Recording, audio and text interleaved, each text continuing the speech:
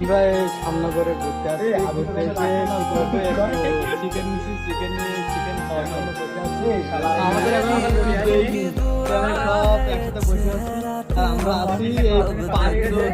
আমরা এসে সবসময় আমার খানিমুটি আছে, আরো সব দোকানে কি হবে, এবার এই ভাবনা আর এই মানে আমাদের আমাদের যে পাঁচজন আছে দুবাই মানে এখন বাড়ি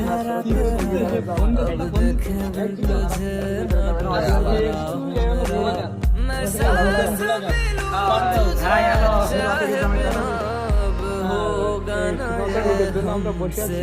রুটি আইলে অপেক্ষার ফল আমাদের এখানে রুটি চলে আসছে।